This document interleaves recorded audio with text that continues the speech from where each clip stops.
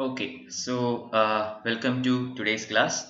Okay, so good morning to everybody. Okay, people are still joining, so we'll take it a bit slow, but we will pace up. Okay, so we are having 1 hour class. This is my class structure. Okay, I have this 11 a.m. class. I have planned to do this only for one more day, that is tomorrow, and afterwards, I will be merging up my 4 p.m. class and the 11 a.m. class together to the evening. Okay, at 4 p.m. I will be taking an extended session, which will be completely dedicated to answer solving. Okay, preliminary examination is like 33 days away now, so we need more and more practice on answer it, solving MCQs. So that will be what we are going to take at the 4 p.m. session every day from September 1 onwards. Okay, so today also we have this 4 p.m. session. 4 p.m. session will start. It is an 1 hour session where we'll be looking into MCQs on current affairs, and then we have one 6 p.m. This will be looking into history. Okay, so these are the three sessions that are going on right now. So let me see how much we can. If we have something like 30-35 days, we can cover. Say if per day we go by 30 questions. Okay, then we are going to cover like 1150 number of questions. That's great. Okay, in within 30 days, if you can solve that much questions, it is better for your UPSC, right? So that is the target. We are going to solve as many problems as possible before the preliminary examination. So today's topic this is an ongoing series on government schemes. We have completed 3 parts already. This is the part 4. Okay, so Finance Ministry, Women and Child Development, and Farmers Agriculture. Okay, Ministry of Agriculture. These 3 has been completed.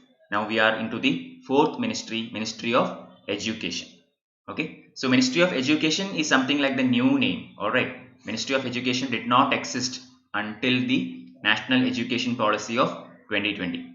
Until that time, this ministry was known as Ministry of Human Resource Development. That is why I have kept it like that only here. Okay, because most of the schemes that we are discussing were taken by the MHRD in the past, between 2019 and 20. Some old schemes are also there which are still ongoing.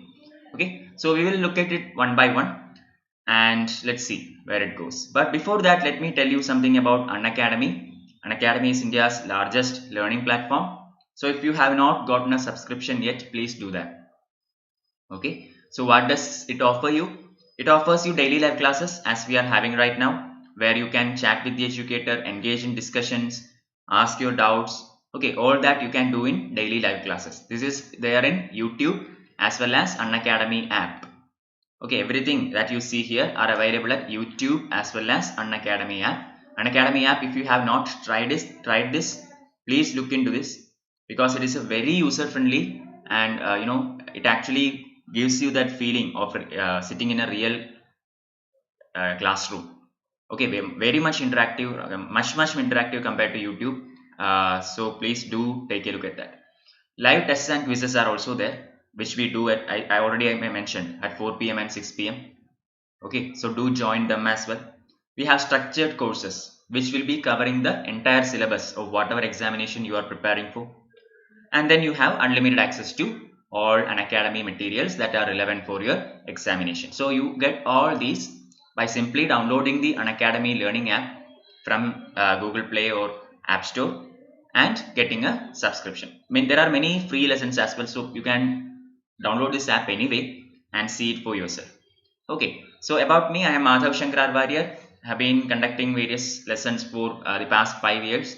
Okay, and I have been a former banker as well. So you can get all the materials or say class updates, everything in this particular Unacademy channel. Okay, this is owned by Unacademy. I will be posting updates there, and you can look at this Unacademy channel of mine. Place this in your URL box and click go, and you will see all my lessons and classes at Unacademy app. Okay, so whenever I schedule a class, you will get a notification if you click the follow button there. So make sure you do that so that you may not miss any of my lectures or quizzes. Okay. So Unacademy offers you great educators from all over the country. 100 plus top educators are there. Already Manal sir, Mohan Saini sir and all. Okay, so all these faculties teachers at Unacademy. So do get a subscription to make sure you get the most of it. So what does this UPSC channel offers you? It offers you a comprehensive coverage of everything that you need for UPSC examination, all the way from prelims until your interview. Entire thing is covered, including your optional courses. Okay, so make sure to get a subscription. So these are the subscription packages. You can take a look at them. See, as we move on from 1 month to 12 months, the effective amount per day is decreasing. So 17% off for 3 months, 25 for 6 months, and 54% by the time if you take a 1 year subscription, you are getting actually a 54% reduction compared to what the effective rate is for 1 month. So that is the best plan that you can take. We have two subscriptions. One is the plus, available at 44,000. You can get a further reduction of 10% if you use my code MSRW1. Okay, so this is again a bonus for you. So make the most out of it. Second one is the Iconic. Unacademy Iconic is a new kind of subscription which offers you a personal coach, somebody who will be there to mentor you throughout your examination preparation period. And there will be daily mains question answer practice, study planner, personalized feedback. You can get all these by choosing Iconic subscription, offered to you in two packages, 1 year and 2 year. If you go for this one, you can have it at 64,000 with a further 10% reduction upon using my code. 2 years, similarly, again reduction is applicable if you can use my code. So make sure you take any of these packages and also share this with your friends. Okay, so it will help them in their preparation as well. So this is what my channel in Unacademy looks like. You have seen this. I think many of you have already seen this videos. So if you haven't, please go to this particular link and you can watch many. Okay, there are videos relating to history predominantly and many quizzes also. So yeah, that is all about basic introduction to Unacademy and myself. Now let's start about the topic for the day: Government Schemes Part 4, Ministry of Human Resource and Development, or the Ministry of Education. Okay, so we will look at something like 14 schemes today. It doesn't completely cover all the schemes in the ministry. There are 50 or 60, many schemes are there. So we are not expecting to cover everything, but we will be covering those schemes that have come in newspapers. Okay, so there is a better chance that questions can come from these particular schemes that I will be going through today. So the first one is Stride. Okay, what is Stride? Stride is a scheme announced by the University Grants Commission. Okay, you have to study UGC for your prelims with special focus, because there have been many recommendations asking the government to abolish UGC and take everything to the Ministry of Higher Education. Okay, so UGC has a history. It was established back in 1953 and then given a statutory status in 1956 by the UGC Act. Okay, so there is a history regarding that, so you have to study it. I have taken the class in the Unacademy app, so if you want you can go and watch it there as well. It's free. Okay, so what is the aim or objective of Stride? Fund high impact national network projects in the identified thrust areas in humanities and human sciences and Indian knowledge systems. So this is the primary objective, to make high impact funding, okay, on national network projects. So projects which are relevant at national level in the areas of humanities and human sciences, also Indian knowledge systems. Okay, these will be provided adequate funding and adequate capacity building through the implementation of Stride. So Stride has actually three components. Okay, this is how this works. There is component 1, 2 and 3. So each component will look into a particular focus area. Okay, so let's see what these are. First one is The component 1, it will be looking into research capacity building in various disciplines, okay, and supporting young talents. So this is all into research, R&D, okay, R&D, and also nurturing and bringing up young students, young talents into the field of research. Grants will be available up to 1 crore rupees. Okay, that is component number 1. So this is for young talents and research capacity building. Second component is something different. It involves enhancing the problem solving skills with the help of innovation and research. Okay, helping India to become a better economy. Okay, so we have many nationally relevant problems. I mean, occasionally we conduct the what do you call hackathons, right, at the national level in order to solve certain problems using technology. So similar approach is taken here as well. Instead of a hackathon or anything, this will be focusing on enhancing the problem solving skills, which will help with the help of inclusive innovation and technology. That is component number 2. So the funding here is something like 50 lakhs to 1 crore. And component 3, the last one, is the most important area, which will be looking at very high funding projects. Okay, high impact projects will be identified under this particular component that deals with humanities and Indian knowledge systems, and grants will be available around 1 crore for higher educational institution and up to 5 crore for multi-institutional network. So this is a high impact project, which means a single entity may not be able to take care of this project completely. So this project can be implemented by a single university or a single institution, also by a group of institutions. Okay, so if it is done by a single institution, that project will get 1 crore as grant, and if it is a network of institutions doing this project, they will collectively get a grant of 5 crore rupees. Okay, so that is component 3. So first one is on to R&D as well as children, okay, or young talent.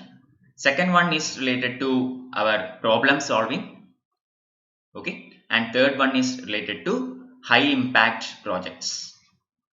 So this is all about STRIDE. Remember, it is set up by University Grants Commission. It is announced by UGC. Okay, so that is the first mission down. Let's move on to our next one. Padhe Bharat, Bade Bharat. Okay, so what is this? Padhe Bharat, study India, big great India. Okay, Padhe Bharat, Bade Bharat. So this is again of something announced by the Ministry of Education. So improving language development and creating interest in mathematics. So these are the thrust areas. Okay, these are the focus areas, language and mathematics. Why? Because literacy in India is defined by these parameters. Okay, so who is a literate person? There are some basic criteria to identify who is a literate person and who is illiterate. So one of those criteria is having basic basic capacity to read and being able to write, and also having some knowledge about mathematics, the basic problem solving skills on mathematics. So some similar things are here as well. This will be focusing on language development and mathematics. Recognize social perspectives of homeschool transition. Okay, homeschool, sorry, here is a space here. Okay, I forgot that space. So perspective of homeschool transition. Okay, so what are the benefits of going to school? Okay, how to be, work in a team, how to we learn these activities of sharing in the school, right? Instead of being what is the difference between learning at home and learning in a school? Difference is that we will adapt to environment of more diversity. We will learn to be a team player, right? So these kinds of skills or values or the social values will be developed in a school. So we will be focusing on to those perspectives as well. Focus on children from class 1 to 2 to improve learning outcomes. So elementary education is of the utmost importance. So and that will be given especially to class 1 and class 2 students. There will be 2 tracks. One will be early reading and writing with comprehension. Okay, 2 will be early mathematics. I told you The objective is language development and mathematics. So that those are the two tracks, early mathematics and early reading and writing. National Reading Initiative was launched to develop and promote habit of reading among students in elementary schools, thereby extending the program up to class 8. So this is an initiative that has been launched in order to make the students read more and more. National Reading Initiative. We have libraries all around, right? We have public libraries, we have libraries in our schools and colleges. So the intention is to make the student more and more curious, more and more able to learn, and to provide all those resources. National Reading Initiative has been taken up by the government. Okay, and an annual library grant has been provided to all government schools. Okay, so an adequate library facility has to be availed for the student to get resources without much financial cost, right? I mean, we cannot go to a store and buy the books by ourselves, right? I mean, that will cost a lot. Many books are very costly. We all know that when we try to buy civil service examination related books, some of the books are pretty costly, so we go for online PDFs or compilations that are cheaper, right? I mean, people do that always. So a good library need to be set up in every school so that the student can make the most of it. This is also a target of Padhe Bharat, Bade Bharat. So a recap, very quickly going through the points. Number 1, improving language development and mathematics. 2, recognizing the relevance of school to home to school transition. Okay, not transmission, transition. Focus on children for especially in class 1 and 2.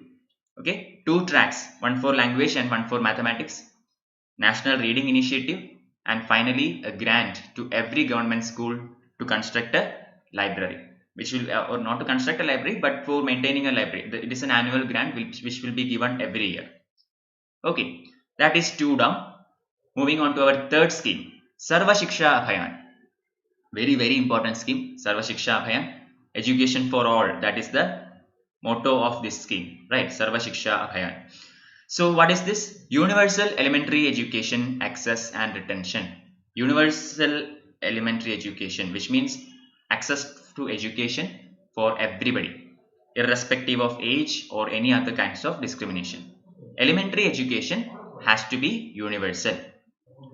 Okay, so we have the elementary education access and retention also. Why? This is something particular because initially children enroll into various educational institutions, but they do not retain there due to some family, financial backwardness in the family, or because of that school is at a very distant area. Because of all these things, the retention is very low.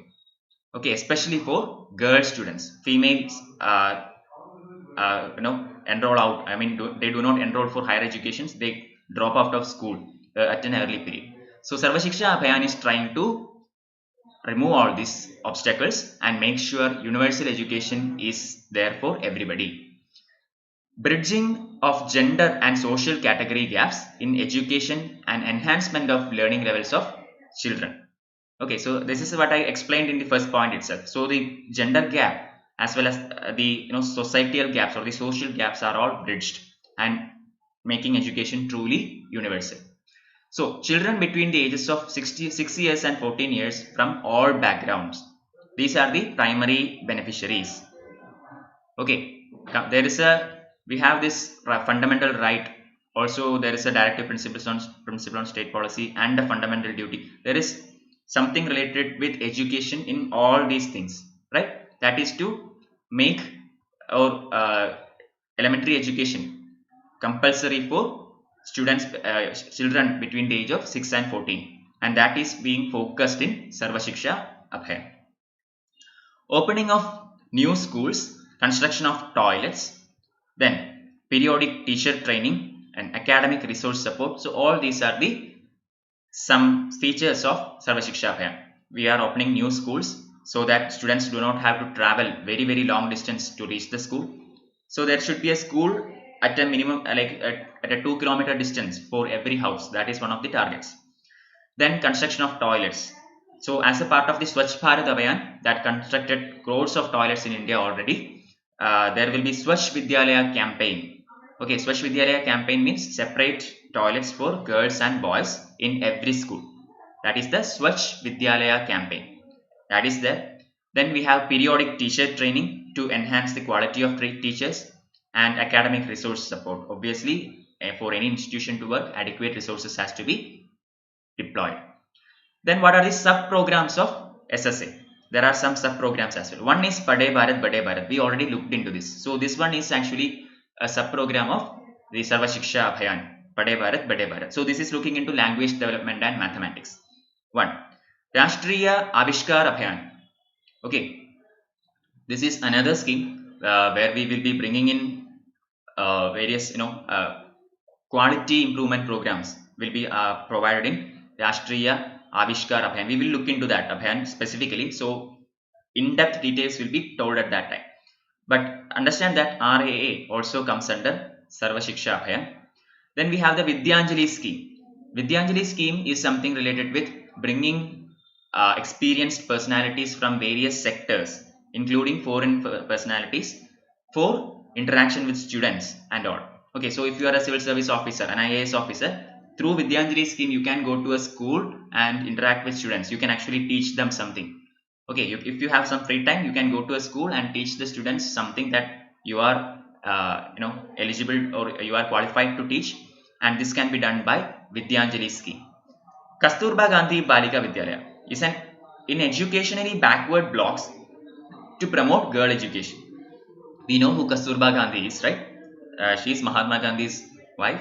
So Kasturba Gandhi's Balika Vidyalayas are created in educationally backward blocks to promote girls' education. Okay, focused on girls. So that is all about Sarva Shiksha Abhiyan, or holistic picture. Universal elementary education, that is the first thing. Then bridging gender and social gaps, that is 2. Primary target is children between the age of 6 and 14 years. Okay, then what are the features? Okay, you can just read through this point. There are so many great features here. Then what are the sub schemes? Padhe Bharat, Badhe Bharat, Rashtriya Avishkar Yojana, Vidyanjali scheme, and Kasturba Gandhi Balika Vidyalayas. So moving on to midday meal scheme. I will zoom this up because obviously this slide is a bit crammed up and you may not be able to read this properly. So I am going to zoom in. If I zoom in, I cannot use my stylus. Okay, I cannot do much now. Okay, but anyway, I will keep it zoomed in because otherwise you won't be able to see. Enhance the enrollment, retention and attendance, and simultaneously improve nutrition levels of school going children. So midday meal scheme has been implemented to make sure that students stays at school. What is the advantage? They will get free meals at the noon. Okay, right now in NEP 2020 they are asking to provide breakfast as well for free. Okay, so midday meal scheme will provide nutrition to the students while at the same time enhance the enrollment and retention ratio, because the student will come to the school for getting the meal. Okay, there are many people in India, many families in India who cannot even afford basic subsistence for food. Okay, so the parents will send their children to school anyway because at least one meal will be covered by the school. Okay, so keeping this as target, children will come to school, they will be able to study as well, so enrollment ratio and retention will increase, attendance also will increase. If they come, they will get the meal, otherwise they won't, so attendance also will increase. So this is a two-pronged strategy. Class 1 to 8 of government, local body schools, aided schools, special training centers like and madrasas and maktabs, all these are eligible for midday meal scheme. All government schools, all schools maintained by local bodies and government, aided schools, special training centers, okay, so like vocational training or some kind of other skill imparting centers, then madrasas and maktabs are provided midday meal scheme. They can enroll for midday meal scheme. Run under the education guarantee scheme or the alternate innovation education and national children labor project of all areas across the country, also included under MDM. So these are the implementation agencies. Okay, just remember the name. There is nothing more to study here. Just remember the name. Education Guarantee Scheme or the alternate and innovative education and national children labor project. Okay, study the name, that's it. Midday meals with 450 calories and 12 gram of protein to every child at primary level, and 700 calories and 20 gram of protein at upper primary level. So there is a difference on how what is the quantity of the food allocated. It is as per the nutritional requirements of the children. So if he or she is in a primary level class, 400 calories with 12 grams protein, that is the diet maintained, and for upper primary it is 700 calories and 20 gram of protein. Okay, nutritional support to children of elementary stage in drought affected areas even during summer vacation. So not just in schools, in certain drought affected areas, children are given food even during the summer vacation time. Okay, nutritional support. Yeah, I read through that. Then this is a centrally sponsored scheme. So what does this mean? Centrally sponsored means center will do particular aspects of it and the state are supposed to take care of the rest. Usually in a normal scheme, if it is centrally sponsored scheme, center will take care of 60% of the budget allocated for that scheme, and states will take care of the rest. I mean, the ratio varies, but it is how the split happens, some part by center and some part by state. Here it is a bit different. Okay, here the center will provide free food grains to the states. That is what center is providing. This is not cash incentive or anything. It is free food grains to the state, and the cost of cooking, infrastructure, transportation, okay, and salary for the cooks and helpers, all these are done by the state governments. Okay, that is how it works. So the grain will be provided by center, and preparing food and all associated activities are done by state. So this is how they share the responsibility. Empowered committee headed by MHRD minister at national and a national steering committee as well as a program approval board. So there are two levels of administration here. Okay, actually three levels of administration. One at national level headed by Minister of MHRD, Minister of Education. Okay, and also a steering committee and program approval board which will be looking into the coordination throughout the country. At the state level, we have a state level steering monitoring committee.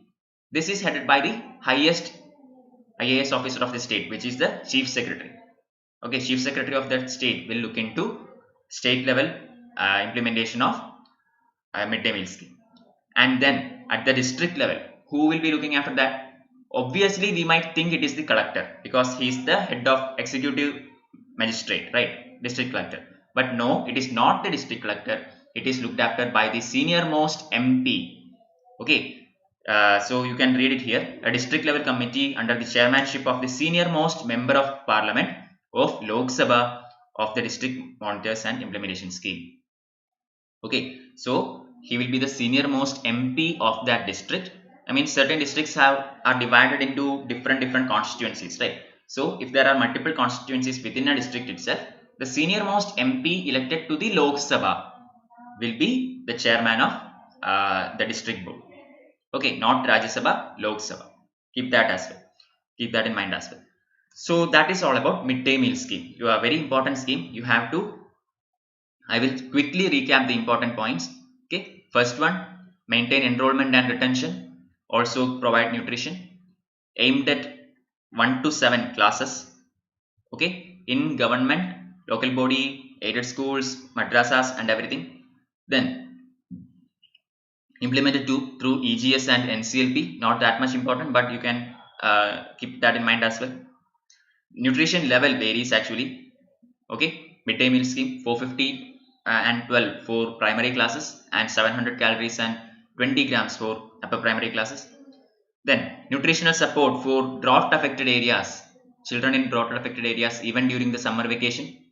Centrally sponsored scheme and how center and state take different responsibilities. And there are 3 levels of implementation. Just keep in mind, remember about the district level. Okay, I mean other two you can, is a no-brainer, but district level you might tend to go for collector, but it is done by the senior most MP of elected to the Lok Sabha within that district. That is about midday meal scheme. Rashtriya Uchchadar Shiksha Abhiyan, RUSA. Okay, Rashtriya Uchchadar Shiksha. So, higher education and in the national level. Let's see one by one. Again, this is a centrally sponsored scheme. Point number 1. Reforms in the state higher education system by creating a facilitating institutional structure for planning and monitoring at the state level, promoting autonomy in state universities and improving governance in institutions. So this is proposed for reforms in state higher education system. Very important. We are not looking into IITs or IIMs here. We are looking into the educational structure that is happening within the state. Okay, so more autonomy to state universities. Okay, more institutional, facilitating more institutional structure.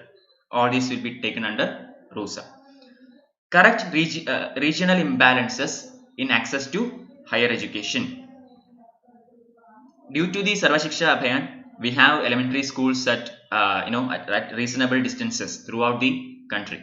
So students can actually access these institutions without much cost. But higher education institutions cannot be set up just like that, right? I mean, we need much more than a building and some minor facilities. We need proper labs, we need proper quality teachers, okay, proper equipments. All these are necessary. So this scheme is trying to correct the regional imbalances in the access to higher education.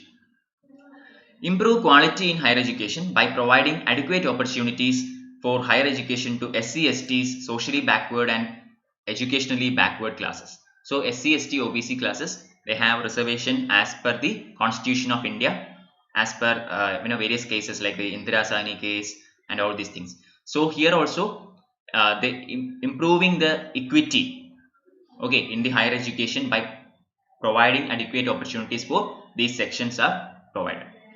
Improve the gross enrollment ratio to 30% by 2020. This was the actual initial target.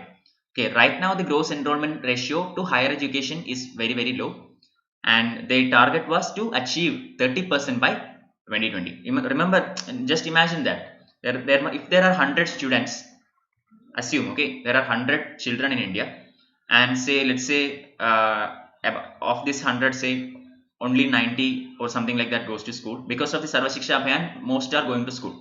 Assume that even if 100 are going to school, even then only 30 is going to higher education institutions.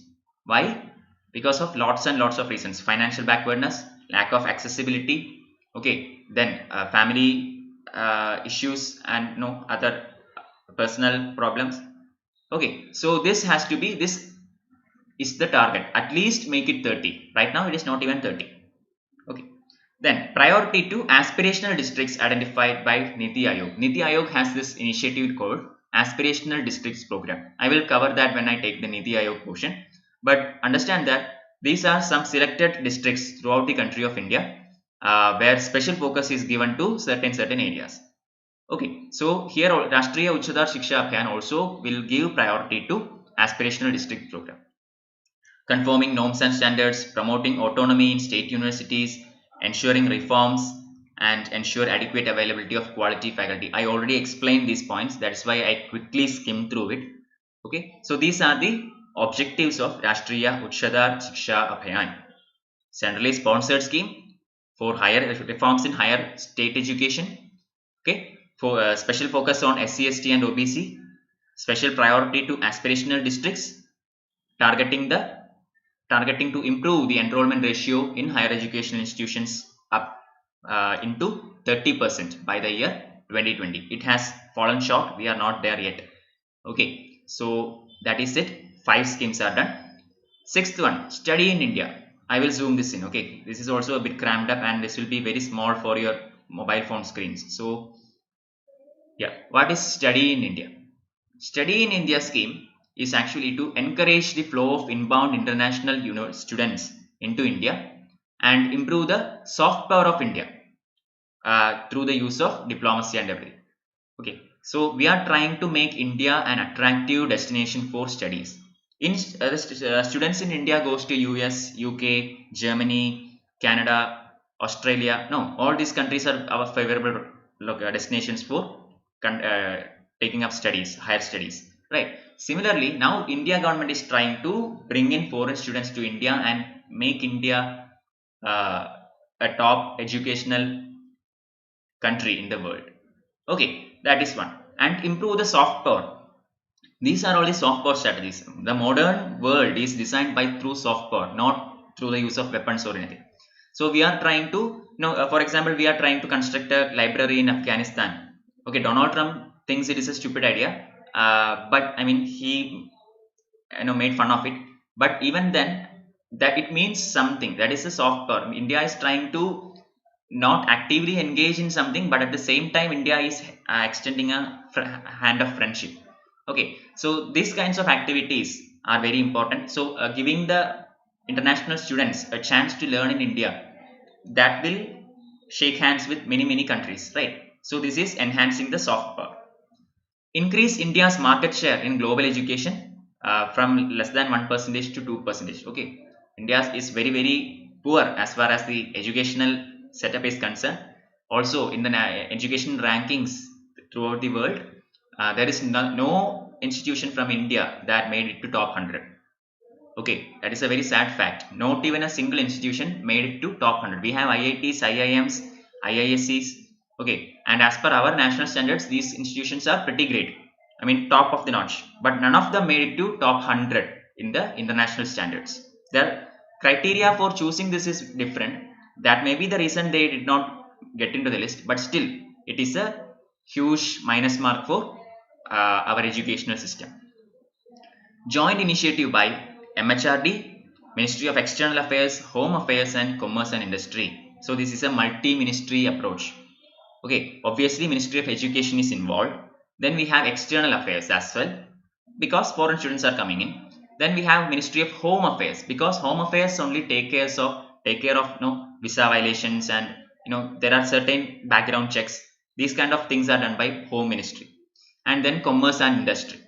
This ministry is also roped in for other financial area sectors. Okay, so it is a 4-ministry approach. EDSIL India, a mini Ratna category, Central Public Sector Enterprise is the implementation agency. EDSIL, okay, Education CIL India. This is a name of a company, and this company is a mini Ratna company. Mini Ratna companies are a specific class of companies that have certain qualities. Okay, India government has given this status to certain central public sector entities, and this is one of them. So this will be the implementation agency for this program. Then attracting international students from select 30 plus countries across Southeast Asia, Middle East and Africa. So we are not focusing on America or Europe, where the standards are already pretty high.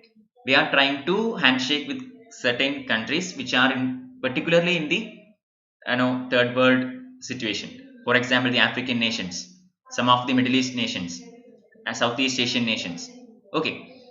Participation of select reputed Indian institutes and universities by way of offering seats at affordable rates, along with fee waivers to meritorious foreign students ranging from 100% to 25%. So, India government will call for the participation of some reputed institutions. This won't open up all institutions for every foreign student. That is not how it is happening. This will open up certain selected institutions for the foreign students, and this institution can, may or may not waive the fee. They can try to waive the fee completely, or say 25%. It's up to them. The government is not deciding whether the fee should be waived or anything. That is up to that particular institution. Centralized admission web portal. Okay, it is a single window portal. So any foreign student who is coming to India for educational purposes will come through that portal only. He may study in different institutions, but he can register via a single portal alone. Selection of top 100 partner institutions on the basis of National Assessment and Accreditation Council and National Institution Ranking Framework. A very important two organizations that you have to study apart from this. Okay, NIRF and the NAAC. First one is an accreditation council, which gives some kinds of grades to different institutions, A plus, B, C. Okay, so based on these grades, that institution will become eligible for certain extra grants or additional facilities and all these things.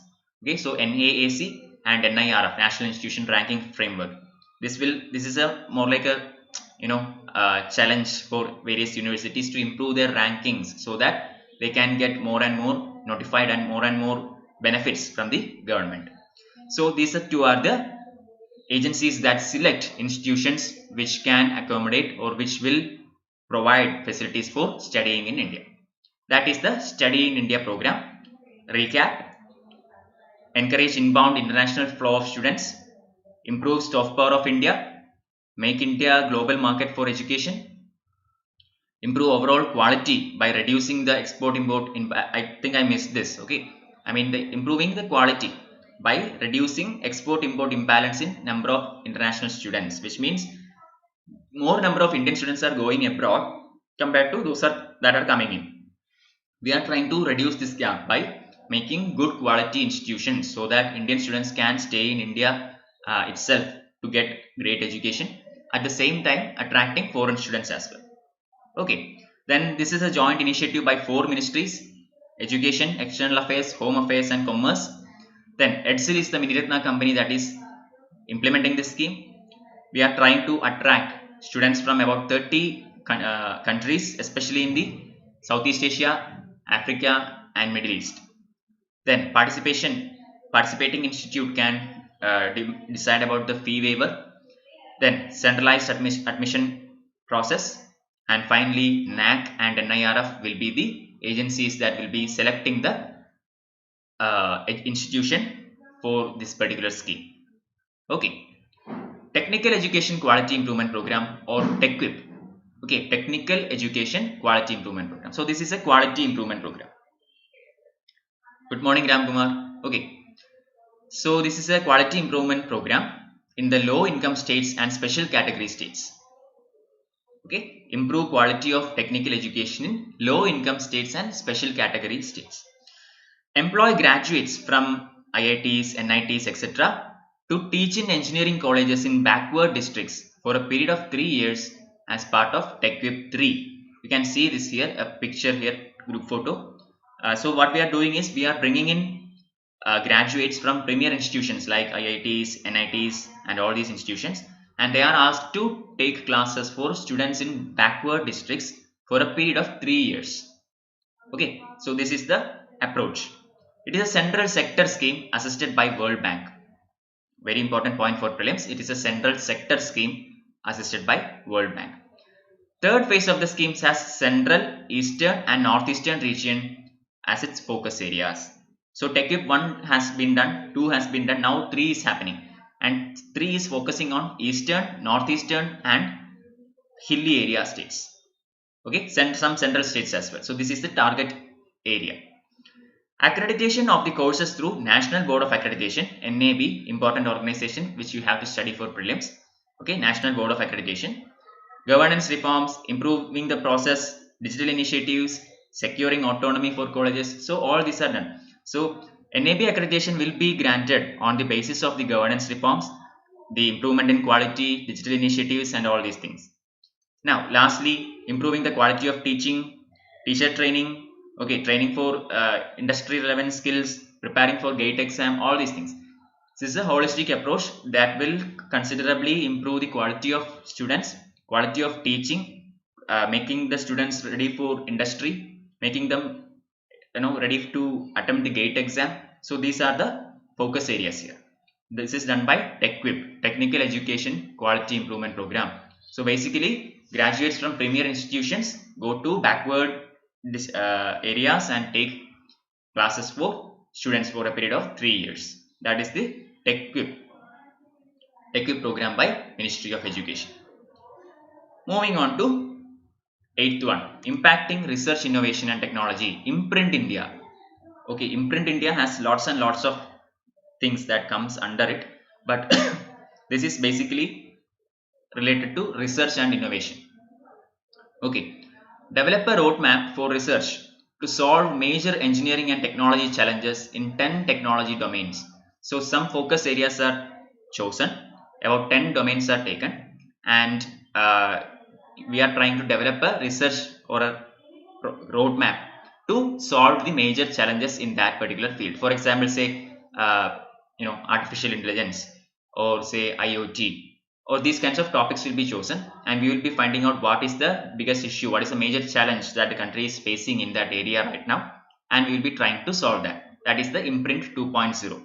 Okay, joint initiative by IITs and IISc. Top institutions of India, IITs and IIScs are doing this together. Imprint 2 with the revised strategy under which the initiative will be jointly funded by MHRD and Department of Science and Technology. Also a no-brainer. This is into research and technology, so obviously Department of Science and Technology is roped in along with MHRD. Now Ministry of Education. Principal objective is to translate knowledge into viable technology. So many of our concepts are still in theory. Okay, we know how to make it into practice, but still they are in theory. What we are trying to do is convert this theory into practice. We are trying to convert science into technology. Okay, science is the theory, technology is the application of science. So we are trying to change science from means science to technology. Okay, so MHRD and DST will be equal partners in this scheme, already explained.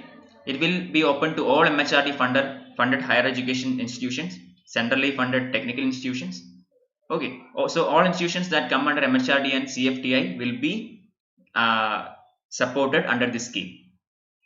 It has scope. Its scope has been extended to private institutions as well. So not just government institutions under MHRD, but some private institutions are also given scope under this second edition of Imprint. Projects with industry support will be provided. So if some project is happening that already has the industry support, then such projects will be given more preference or priority under Imprint 2.0. The erstwhile Uchchadar Avishkar Yojana will be subsumed under Imprint 2. Uchchadar Avishkar Yojana was something related to higher innovation. Okay, Avishkar, innovation, and this has been subsumed under Imprint 2. So let's do a recap so that you can get it more correctly stored in the brain. Okay, first one, major engineering and technology challenges in 10 domains. That is first point, done by IITs and IIScs. 2, Department of Science and Technology and MHRD are brought in together. 3, translating science to technology. 4, then we have private institutions also opened up. 5, then industry support projects will be preferred. 6, and Uchchadar Avishkar Yojana is subsumed under Imprint 2.0. Okay, so these are the important points of Imprint 2.0 India. Sakshar Bharat program. This is a literacy program. Okay, trying to make them more literate by reading, writing, and analytical skills. Okay, so impart functional literacy and numeracy to non-literate and non-numerate adults. So I told you at the beginning, one of the criteria for declaring a person to be to be a literate person is reading, basic writing, and basic numeracy skills or mathematical ability. Okay, so that is what is the focus here as well. Sakshar Bharat Abhiyan. Okay, so enable the neo-literate adults to continue their learning beyond basic literacy and acquire equivalency to formal education system. So there are people who have come into education, who have cleared 10th standard, or who have cleared lower standard classes at a very late age. For example, if you have read some of the recent newspapers in Hindu, there was an article about a 98-year-old grandma from Kerala who cleared the 10th standard examination. Okay, right. So I mean, that is the kind of mindset right now. Even very elder people are interested in studying, so the government is providing them adequate facilities and adequate resources to do that. So those people who have completed the basic education is also given a chance to go for further education by providing them resources and all. Okay, 2, and this is the second point. Now third point, impart non and neo literates relevant skill development programs to improve their earnings and livelihood condition. So non-literate persons as well as neo-literates. Neo-literate means becoming literate in a very late age. Okay, so these persons are also given some skill development program so that they can find a job, or they can do some they will be self-reliant. Okay, that is the idea. Promote a learning society by providing opportunities to neo-literate adults for continuing education. I have already mentioned it along with the second point, so I am not repeating it. District, including a new district carved out of an erstwhile district that had adult female literacy rate of 50% or below as per 2001 census, and all left-wing extremism states. This is the beneficiaries. Okay, these are the beneficiaries. So who does this scheme benefit? This scheme will be implemented in those districts which have a female literacy rate of adult female literacy. Okay, adult female literacy rate equal to or less than 50%. Okay, so adult female literacy rate equal to or less than 50%, or if it is a left-wing extremism state, which means Maoist, all those kinds of things. States like Jharkhand have many districts that are affected by left-wing extremism. So all such districts, irrespective of the literacy rate, will come under Sakshat Bharat program. Okay, so these are the criteria. Adult female literacy rate should be less than or equal to 50% in that district. 2, it is a left-wing extremist district area. Okay, these are the criteria. Now, non-literate adults in the age group of 15 years and beyond are intended beneficiaries. Okay, non-literate adults in the age group of 15 years and beyond. And why 15 years and beyond? Because 6 years to 14 years is covered under Sarva Shiksha Abhiyan. Remember, Sarva Shiksha Abhiyan covers everybody in the primary and upper primary section. So 6 years to 14 years is well covered. Sakshat Bharat program is for 15 and above until death. Okay, that is all about Sakshat Bharat program. Spark, scheme for promotion of academic and research collaboration. So now itself you might have got an idea. It is something to do with research. Okay, and let's look at what are the features.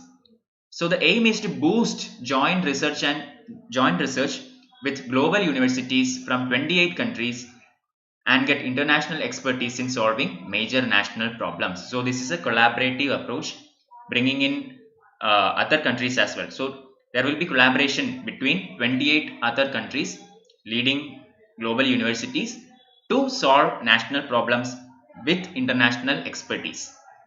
Okay, that is point number 1. Train Indian students in new best laboratories, deepen academic engagement, and improve international rankings of Indian institutes. I told you, none of the top Indian institutes are featuring in the top 100 around the world. That is a shame for India. So we are trying to get into the top 100. We are also trying to train Indian students in the best laboratories, okay, and deepen academic engagement. This is second point. All India institutions ranked in top 100 of National Institutional Ranking Framework will be eligible. So who will be eligible? This is the criteria for eligibility. So there is something called the NIRF, National Institutional Ranking Framework. So any institution that has made it into the top 100 of NIRF will be eligible for Spark scheme. Okay, foreign institutions in top 100 to top 200 of global academic rankings from 28 target countries will be eligible. Okay, so those institutions that come under the top 200 rankings in the target 20, I told you there are 28 countries which are targeted, and in those countries, if there is any institution that comes under the top 200 in the global network, that will also be eligible, or that will be roped into as a part of Spark scheme. IIT Kharagpur will be the coordinating institution. So this entire project is coordinated through IIT Kharagpur. Okay, so that is all about Spark. National Institution Initiative for School Heads and Teachers Holistic Development, Nishata. So I am zooming in this one because it is a bit small in font. National Initiative for School Heads and Teachers Holistic Advancement, Nishata scheme. What is it? Motivate and equip teachers to encourage and foster critical thinking in students handle diverse situations and act as first level counselors. So this is a teacher training program. Teachers are encouraged to foster critical thinking in students, make the students more curious, make them more imaginative. Okay, that is the target in Nishta. All teachers and heads of schools at elementary school in all government schools, these are the beneficiaries. Okay, everybody, I mean every teacher including the headmaster in every government school at the elementary level will be targeted under Nishta scheme. Faculty members of state councils of education, then district institutions of education and training, and block resource coordinators, cluster resource coordinators, all will be roped in. No, not just teachers and headmasters, but also other relevant officers in the educational sector at state, district, block and cluster level will also be put together in Nishta scheme. This is a centrally sponsored scheme under Samagra Shiksha Yojana. Okay, so there is a comprehensive umbrella scheme called Samagra Shiksha, which means comprehensive education. Okay, and this is a centrally sponsored scheme. So this Nishta will come under this particular scheme. So this is targeting to train 42 lakh teachers. Okay, so there are three modules. One is a standard module, which will be the usual normal teaching. Okay, deployed under all states and union territories. Second one is the activity based model, where some educational games will be there, quizzes will be organized, team building activities will be done. Okay, all those fun things, learn by fun. Okay, that is the activity based model. And we have the post training model, which is post training interventions including provision of mentoring. Okay, that is next level. So this is implemented in three modules: standard module, activity based module and post training module. Finally, a mobile app and learning management system based on Moodle. What is Moodle? Modular object oriented dynamic learning environment. It not just remember, it means it is a dynamic learning environment. Okay, so there is this is just like Unacademy. Okay, Unacademy is a dynamic learning environment where you can chat with the educator, you can ask questions, clear your doubts, participate in quizzes. All these are available in the Moodle as well. Okay, modular object oriented dynamic learning environment. So this is based on this, a mobile app and a learning management system is developed by NCERT. Okay, and these are the chief points of Nishta scheme. So it is a teacher training scheme to make students more critically thinking. Okay, the people who are roped in includes teachers, headmasters and educational officers in state, district, block and cluster level. So this together brings point number 2. Third one is it is a centrally sponsored scheme having three modules: standardized, activity based and post training. Finally, a mobile app along with a learning management system is designed based on Moodle developed by NCERT. This is the Nishta scheme. Okay, you can see the NCERT symbol here, so you won't forget it. Okay, NCERT is also roped in by Nishta scheme. 12. Institutions of eminence. Important. Remember this background. Okay, so that you will not forget this. Institutions of eminence is organized by University Grants Commission, UGC. Okay, so I will zoom in because this is also a bit hard to read. So what are institutions of eminence scheme?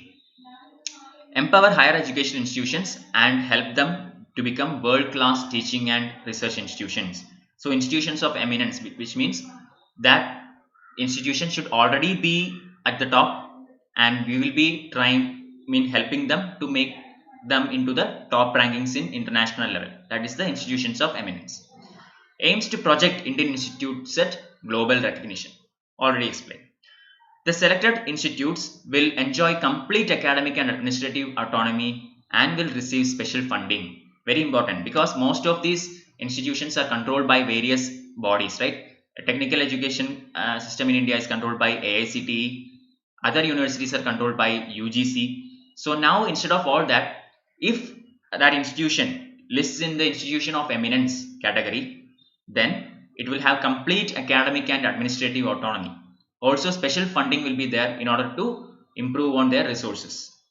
Okay, higher education institutions currently placed under top 500 of global rankings or top 50 of national institutional ranking framework are eligible. So this is the eligibility criteria.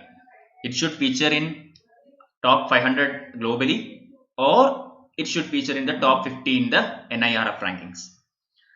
Private institutions of eminence are also possible, okay, and but there are some conditions. One is that they should have a convincing perspective plan for the next 15 years. Okay, so that institution should have a definite future look or a long-term plan for the next 15 years. Only then such institutions will be roped in, private institutions. Public institutions of eminence are eligible for a grant of 1000 crores, okay, from the governments, but that is not available for private institutions. Private institutions have to fund by their own, but they will get autonomy in administration and academics. That is there, but funding is not there. But for public institutions, funding will go up to 1000 crore per institution. Public institutions of eminence are that I already told you.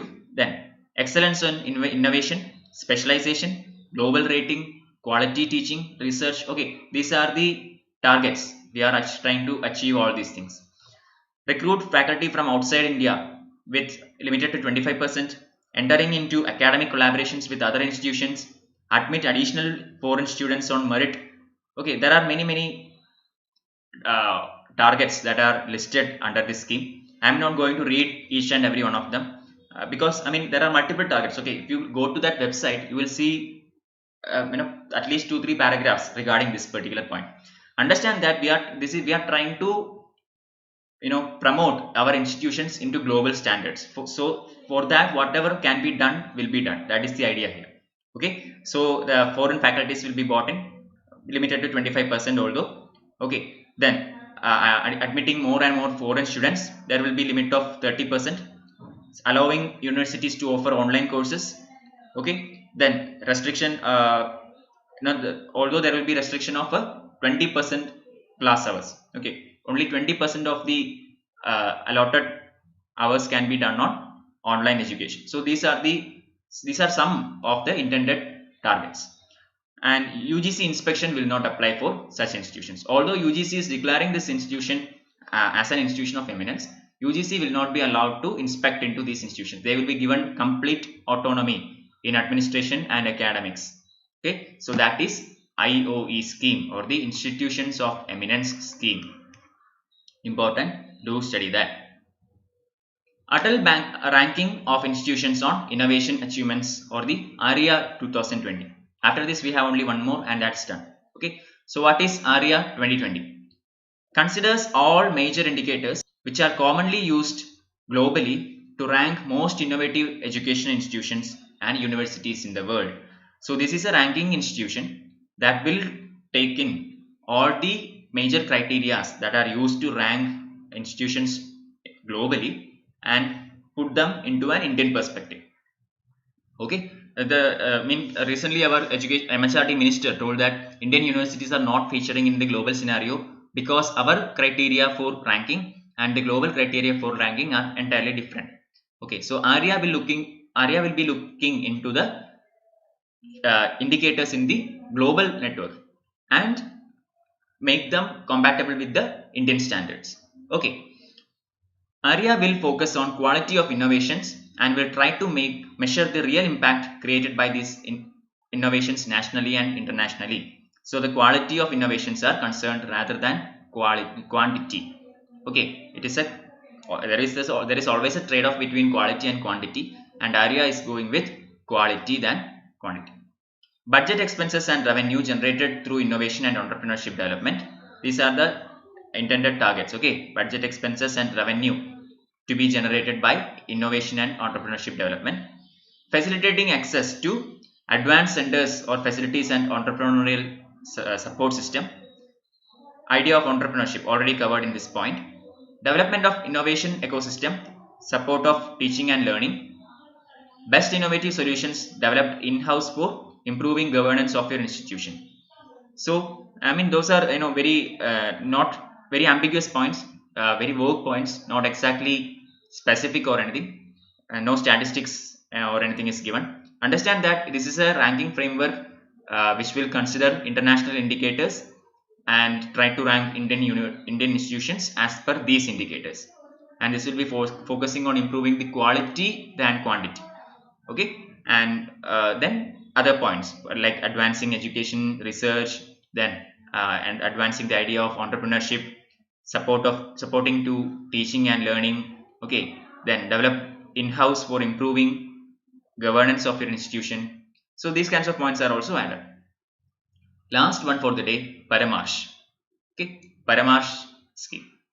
What is Paramarsh? This is again by University Grants Commission. So UGC scheme.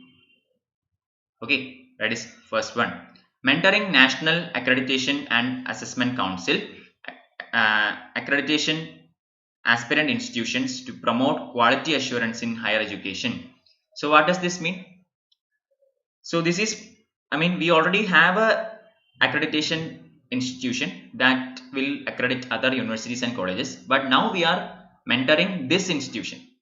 Okay, it is so one institution is mentoring another institution. That is the Paramarsh scheme. Concept of mentoring of institution by another well-performing institution to upgrade their performance. Okay, and enable to get them accredited. So some institutions are not able to get accreditation because of lack of quality and lack of many other things. So those institutions that are doing well and are accredited at very high levels will become the mentor and help other institutions to get accredited. Okay, that is the Paramarsh scheme. This works in a hub spoke model. Hub spoke means this is the hub, central hub, and then we have the spokes. Okay, so the hub will be the mentor. This is the mentor institution, and the spokes will together constitute the mentee. Okay, it's a mentor-mentee scheme where the higher performing mentor institutions will ment the institutions that are trying to get accredited. Okay, this is also implemented by University Grants Commission, and this is termed as Paramarsh. So that's it. We have completed about 14 schemes for the day, and we have come to the end of this session. Just remember, tomorrow also we will have one lesson at 11 a.m.